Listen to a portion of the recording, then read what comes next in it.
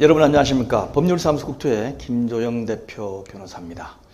2023년 7월 달에 개정된 도시 및 주거환경정비법 주요 개정 내용 두 번째 시간입니다. 이 두 번으로 이번에 개정된 내용을 전부 설명드릴 수 있도록 되었습니다.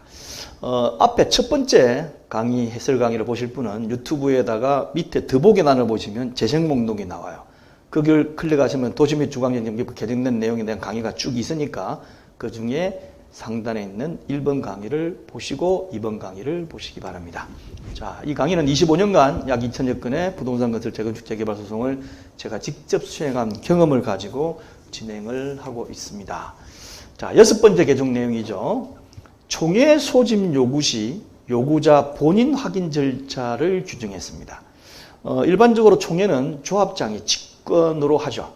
그런데 조합장이 직권으로 하는 것 외에 조합원 또는 대의원 일정 비율 이상이 총회 소집을 요구하면 그 요구하는 안건에 대해서 조합장이 총회를 개최해 주거나 그 다음에 총회를 만약에 개최를 안 해주면 그 다음에 감사, 그 다음에 뭐 대표자 이런 식으로 가도록 정관에 규정되어 있어요. 그런데 이렇게 총회 소집 요구를 했을 경우에 요구자 본인이 요구서를 작성했는지 안 했는지 불투명한 경우가 굉장히 많습니다.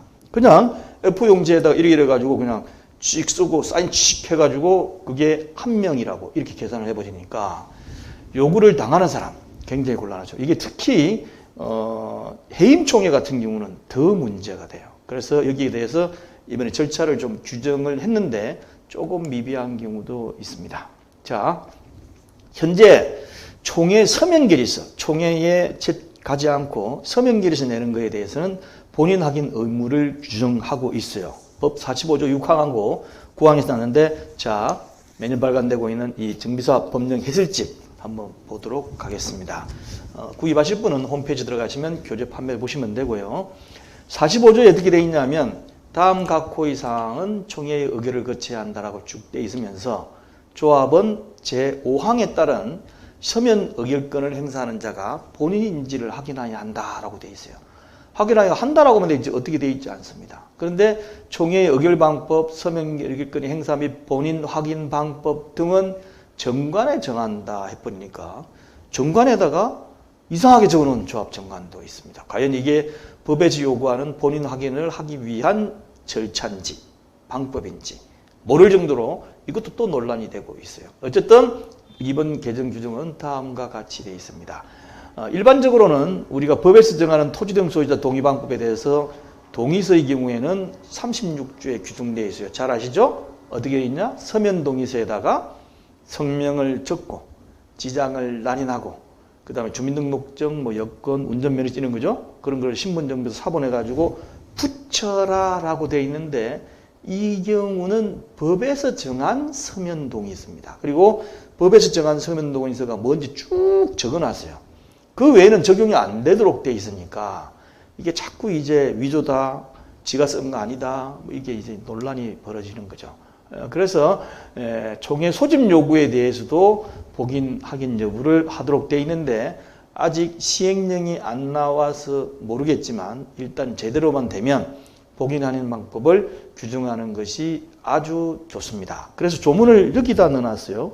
어떻게 넣어놨냐면 총회에 소집해가지고 총회는 조합장이 직권으로 소집하거나 조합은 5분의 1 이상 또는 대의원 3분의 2 이상의 요구로 조합장이 소집하며 조합원 또는 대의원의 요구로 총회를 소집하는 경우 조합은 소집을 요구하는 자가 본인인지 여부를 대통령으로 정하는 기준에 따라 정관으로 정하는 방법을 확인해야 한다라고 되어 있는데 조문을 넣어가지고 해결할 수는 있겠죠. 대통령령이 아마 곧 나올 겁니다. 그러면 그게 따라 가지고 이제 어떻게 하라고 나오겠죠. 그런데 이 조항을 이렇게 조합원이나 대의원들이 총회 소집을 요구하는 것뿐만 아니고 해임총회가 더 절실해요. 해임총회를 발의하는 걸 요구하려고 그러면 이러이러한 서류를 붙여가지고 해임 발의서를 뭐 해야 된다. 이런 식으로 규정을 해놓는 게 필요한데 지금 요 조문만 넣었어요. 아마 빠뜨린 것 같으니까 나중에 하면서 같이 준용하는 걸로 그렇게 해놓는 것이 좋을 것 같습니다. 자, 그 다음 7번째입니다. 시공자 선정 취소를 위한 총회 의사정족수를 규정을 했습니다. 자, 무슨 얘기냐면 현재 시공자 선정 총회 시에 의사정족수에 관한 규정이 있습니다. 일반 총회에 대한 의사정족수도 있고 뭐죠? 일반 총회 정족수는 총조합원 과반수 이상이 참석하는데 그 참석에는 직접 참석 플러스 서명결의서 포함해서 과반수가 참석해야 되고 그 다음에 일정한 요건에 따른 총회, 중요한 총회의 경우는 20%, 그 다음에 일반적인 안건은 10%가 직접 참석을 하는 게 일반적인 총회의 의사정족수예요. 그런데 시공자 선정총회는 좀 더 중요하다. 왜냐하면 서명결의가 많아지게 되면 자꾸 시공사 A를 선정하기 위해서 A 회사가 작업을 해가지고 서명결의서 자기가 돈 주고 받아버리고 이러니까 안 된다. 최소한 과반수가 조합총회에 나와가지고 직접 보고 듣고 해가지고 시공자를 뽑아라 라고 돼 있다 보니까 시공자 선정총회 중에는 의사정족수 하는 규정이 별도로 있다는 걸 알고 계실 거예요. 그런데 이 법령 해설집에 있는 도시 및 주거환경 정비법을 아무리 뒤져도 안 나옵니다. 어디에 있죠? 국토교통부고시 정비사업 계약 업무 처리 기준에 규정되어 있어요. 자, 어떻게 되어 있는지 보겠습니다. 정비사업 계약 업무 처리 기준 35조를 보면 건설업자 등의 선정을 위한 총회의 의결 등 총회는 토지 등 소유자 과반수가 직접 출석하여 의결해야 되고 대리인이 온 것은 직접 출석한 걸로 보죠. 그 다음에 이 경우에 서면으로 의결권을 행사할 수 있는데 서면결의서를 철회하고 시공자 선정총회에 직접 출석하여 의결하지 않는 한 제1항의 직접 참석제에는 포함되지 않는다. 일반적인 안건은 서면결의서 내고 총회에 또 오면 서면결의서 철회하지 않더라도 총회에 오면 직접 참석자로 카운트를 법원에서 해주는 판결을 지금까지 하고 있어요. 그런데 시공자의 경우는 결국은 서면결의서는 다 매표행위 같은 걸로 해가지고 제출해 놓고 그 다음에 총회 참석비 받기 위해서 또 나와가지고 있으면 그 표가 제대로 된 조합원의 의사결정이라고 볼 수가 없지 않습니까? 그러다 보니까 중간에 계약금 처리 기준을 바꿨어요.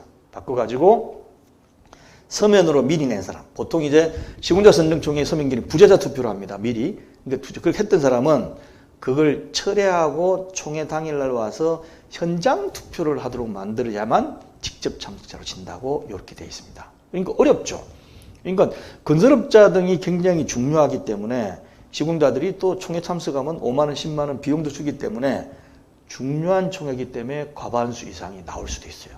저는 80%가 나오는 시공자 선정 총회도 봤습니다. 그런데 건설업자를 선정해 놓고 나서 이거 아니더라 해가지고 건설업자 선정을 취소하고 싶을 때는 어떻게 되느냐.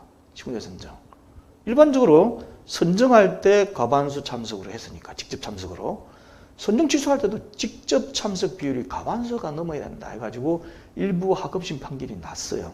그런데 시공자 선정 총회는 관심이 높지만 선정 취소 총회는 사람들이 안 나오려고 합니다. 예. 선정 취소하는 것도 뭐 반대하는 사람도 있겠지만 일반적으로 관심이 좀 덜해요. 그러다 보니까 조합원 과반수도 직접 참석. 예, 직접자가 빠졌네요. 직접 참석을 해야 된다고 판결이 떨어지다 보니까 어떻습니까? 시공자 선정 취소 총회에 과반수가 직접 참석하는 것이 쉽지가 않아요. 그러니까 현실적으로 시공자 선정 취소가 어렵게 되어 있습니다. 이러한 불합리한 점을 개선하기 위해서 이번에 조문을 만들었습니다. 자, 45조 7항에다가 넣어놨는데요. 자, 총회의 의결은 조합원의 10분의 100분의 10 이상이 직접 출석. 그 다음에 보시면 다만 창립총회, 그 다음에 사업시행계획서의 작성 및 변경, 관리처분계획의 수립 및 변경 등 대통령령으로 정하는 것은 100분의 20이 직접 참석해야 돼. 이렇게 만들어놨어요. 일반적인 건 100분의 10 이상. 좀 중요한 창립총회, 사업시행계획, 관리처분계획, 수립하거나 변경하는 총회 등 대통령령으로 정하는 것은 100분의 20이다. 그런데 여기다가 조문을 끼워 넣습니다. 빨간색이죠.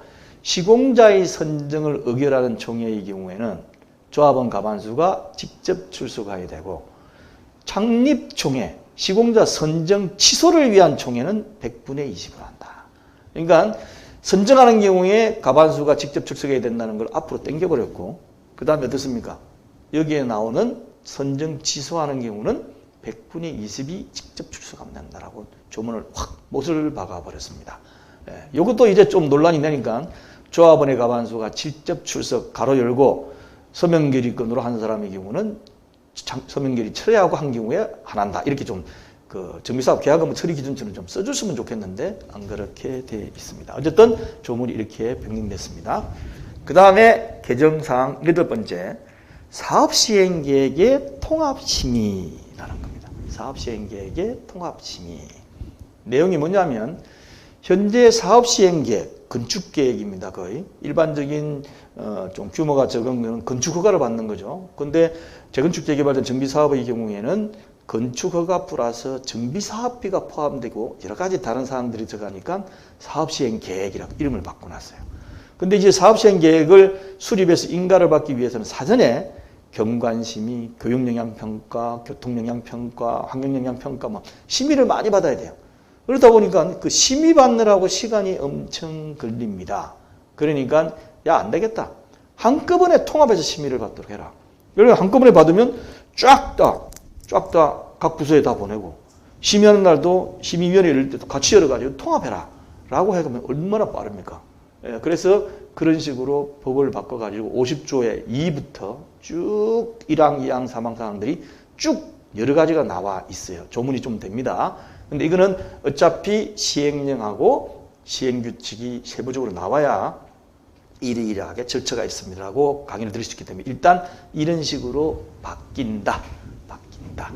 공포한 날로부터 6개월 뒤에 바뀐다라고 생각하시면 되겠습니다. 그 다음에 개정사항 9번째입니다.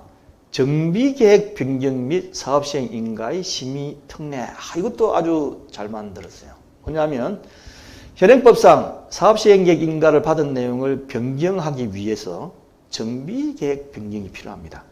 자, 사업시행계획에 몇 제곱미터형 몇 세대, 몇 제곱미터형 몇 세대, 몇 제곱미터형 몇 세대 가지고 만약에 1200세대를 짓는다. 그런데 중간에 쭉 하다 보니까 아니다, 1200세대보다 더 지어야 되겠다. 1300세대를 지어야 되겠다. 평형대를 바꿔가지고 이런 경우가 나올 수가 있습니다. 그런데 사업시행계획은 정비계획에 나와 있는 대로 하기 때문에 여러분들이 처음 보실지 모르지만 정비계획이라는 걸 보면 거기에 몇 제곱미터, 몇 세대, 몇 제곱미터, 몇 세대, 몇 제곱, 1000세대 이렇게 나와 있어요, 이미. 그걸 갖다 사업시행계획을 그대로 쓰는 겁니다. 그런데 안 되겠다, 바꿔야 되겠다 그러면 사업시행계획 인가받은 1000세대를 1100세대로 바꾸는 걸로 사업시행계획 총회를 발표할 수 있는 것이 아니고 정비계획부터 바꿔야 돼요.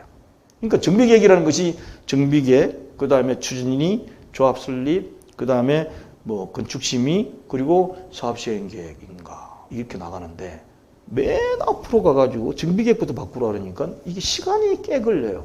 꽤 걸립니다. 한 번 바꾸는데 1년씩 걸리는 경우도 많은 태반입니다. 그러니까 안 되겠다.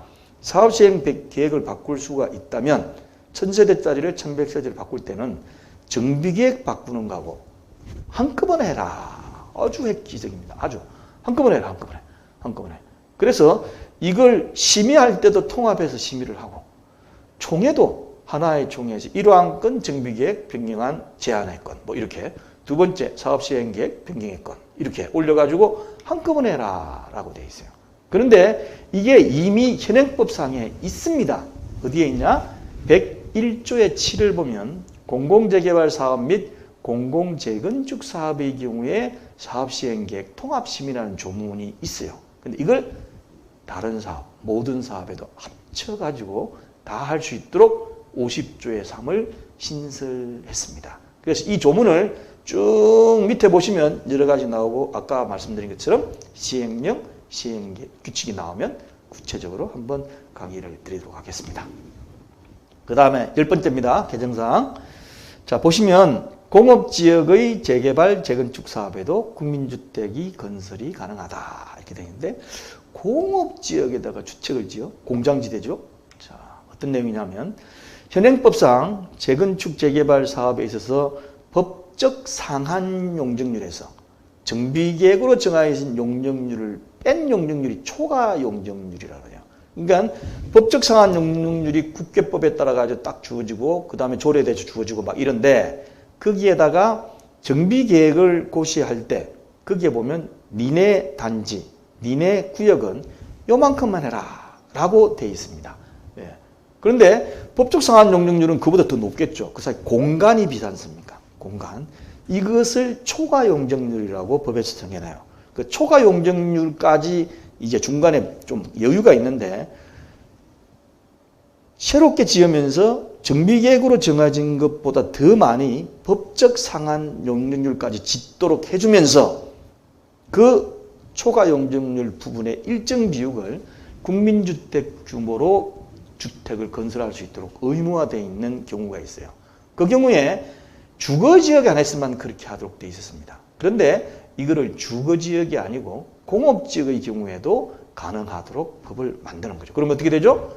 공업지역, 도시 내에 공장지역도 꽤 있습니다. 그래서 그런 경우에 이걸 가능하도록 만들어가지고 법을 개정을 했어요. 그래서 보시면 54조에 보면 재건축 사업 등의 용적률 완화 및 국민주택 규모 주택 건설 비율인데 정비기획 용적률하고 법적 상한 용적률하고 그 차이가 있어가지고 이렇게 주거지역뿐만 아니고 공업지역에도 할 수 있도록 되어 있고 이 경우는 이 초과 용적률 부분에 국민주택 규모 주택을 건설하도록 만들어놨어요. 그러니까 국민주택 규모 주택을 의무적으로 건설할 수 있는 부지가 더 많아지겠죠. 그렇게 해가지고 뭐 공장 이전된다든지 뭐 여러 가지 있을 수도 있죠. 그런데도 지을 수 있도록 법을 개정하겠다는 겁니다. 그 다음에 11번째 이번에 개정된 겁니다. 역세권 등 지역의 용적률 완화를 하겠다. 이건 언론상에 많이 보셨죠. 일반 지역이 아니고 역세권, 지하철 뭐 이렇게 역세권이 있는 요 지역에다가 용적률을 왕창 주가지고 좀 많이 지을 수 있도록 하겠다는 거죠. 현행법상으로도 100분의 125 이하의 범위에서 용적률을 완화라는 거 더 많이 주는 겁니다. 그러니까 용어상 용적률 100%라고 되어 있으면 100%보다 더 많이 주는 걸 완화라고 했어요. 그러니까 규제하는 걸 풀어준다는 얘기죠. 그 경우 어떤 경우냐면 손실보상의 기준 이상으로 세입자에게 주거 이전비를 지급하거나 영업이 폐지 또는 휴업에 따른 손실을 보상하는 경우, 손실보상을 더 많이 해주는 경우, 그 다음에 여러 가지 임대상과 관련된 거 해주는 경우, 이때는 그 지역이 용적률이 200%라면 100분의 125, 그러니까 1.25를 곱한 만큼 더 주겠다. 니네들이 이렇게 세입자나 여러 가지 보상을 많이 해주고 임대상까지 최소로 해주면 더 주겠다라는 조문이 이미 있어요. 있는데 이 경우 외에도 역세권 지역에도 용적률을 완화할 수 있도록 이렇게 만들어놨습니다. 그래서 정비구역이 역세권 등 대통령령이 정하는 요건들에 해당하는 경우에는 용적률을 완화해 주겠다. 이런 경우는 100분의 120까지. 이런 경우는 이렇게 해야 된다. 그래서 조문이 구체적으로 나오면 또 강의를 아마 내년에 되겠죠? 드리도록 하겠습니다. 자, 그 다음에 12번째. 공공재개발 사업. 재개발 사업 안에 공공재개발 사업이 있습니다.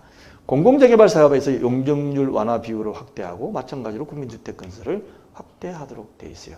현행법상 공공재개발 사업의 경우에는 아까 말씀드린 법적 상한 용적률에서 정비계획으로 정해진 용적률, 그 갭, 그걸 초과 용적률인데 그 초과 용적률의 100분의 20 이상 100분의 50 이하에서 초과 용적률이 만약 이만큼 있으면 그 중에 20%나 50%까지 국민주택을 지라라고 되어 있는데 이걸 갖다 50을 70으로 바꿔버립니다. 그러니까 20에서 50이 아니고 20에서 70까지 국민주택을 지으라 해가지고 국민주택을 더 많이 짓도록 만드는 거죠. 그래서 101조의 5 조문에 보면 이렇게 되어 있던 거를 100분의 50을 100분의 70으로 바꿔버립니다. 그래서 시행이 되면 이제 시행령에 뭐라고 나오겠죠. 더 많이 국민주택 규모 주택을 건설할 수 있도록 되어 있습니다. 그리고 이렇게 국민주택을 되어 있는 것을 인수하도록 됐죠. 시장군수 LH가 인수를 하는데 그 인수한 자는 자꾸 국민주택을 인수한 다음에 보관만 하고 있으니까 예산이 들어갈 거 아닙니까? 그러니까 안 되겠다 해가지고 국민주택을 인수한 다음에 공공주택 특별법에 따라서 분양을 할 수 있도록 해놨어요. 국민주택을 받아가지고 팔아버리는 거죠. 팔아버리는 겁니다. 그래서 어쨌든 국민주택 규모를 자꾸 늘리라는 건데 세부적인 거는 아마 대통령령이 나와야 알 수 있을 것 같습니다.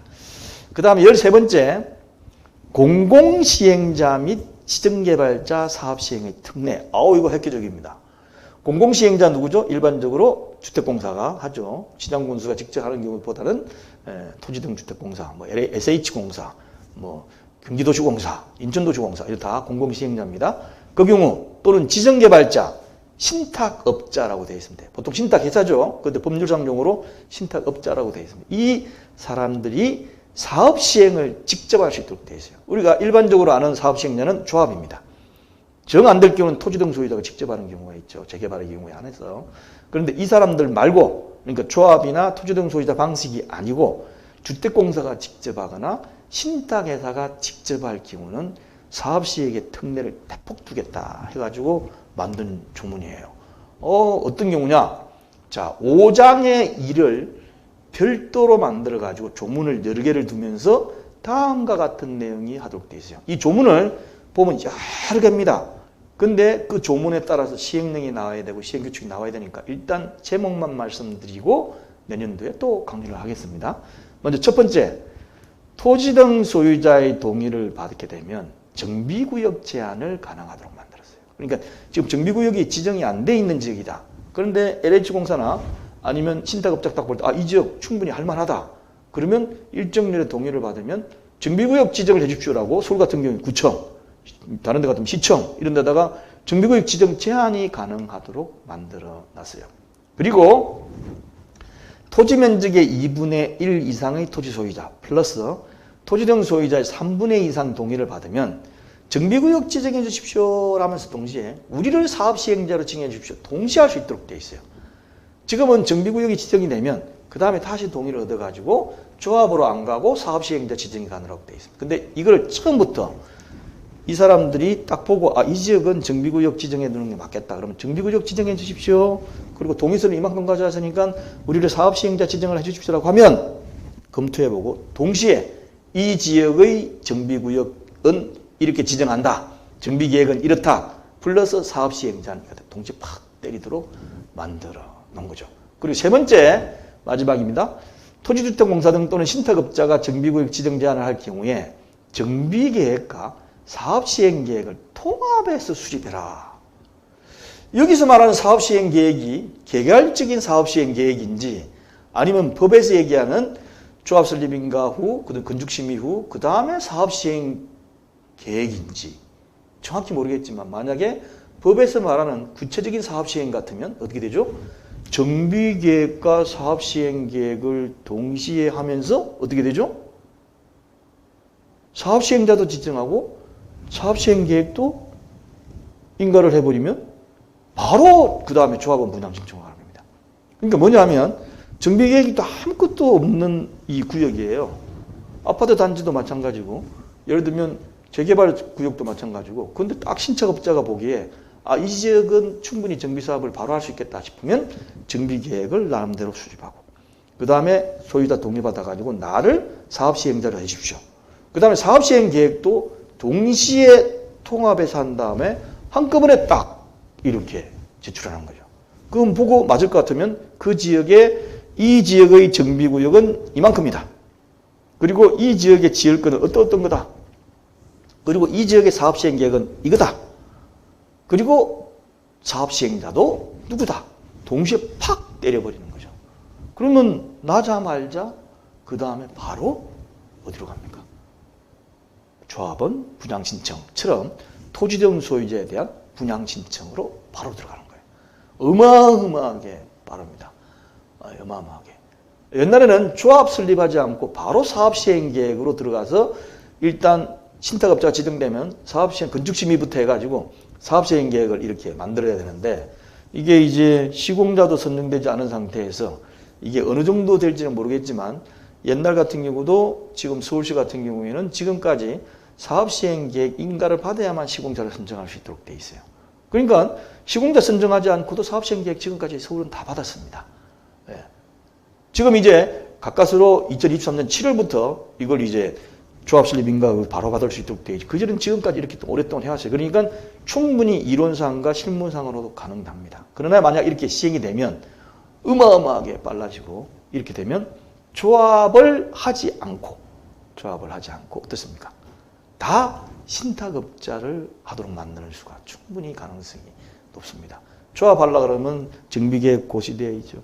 그 다음에 추진인의 설립회의죠. 그 다음에 조합설립 인가 받아야죠. 건축심의 받아야죠. 그 다음에 사업시행 인가 받아야 되는데 이걸 갖다가 이대로 해가지고 절차만 제대로 하면 어떻습니까? 정비계획, 사업시행자 지정, 사업시행계획 한꺼번에 땅 때리고 그 다음에 시공자를 선정하는 걸로 바로 들어간 다음에 선정되면 그 다음 어떻게 되죠? 바로 분양 신청 들어가도록 되어 있습니다. 자, 이 모든 것들이 시행령, 시행규칙이 돼야 되는 건 보여지는 거고, 자, 홈페이지로 들어오시면 차곡차곡 여러 가지 쌓아 놓을 테니까 유튜브도 보시지만 홈페이지로도 많이 방문해 주시기 바랍니다. 지금까지 법률사무소 국토의 김조영 대표 변호사였습니다. 감사합니다.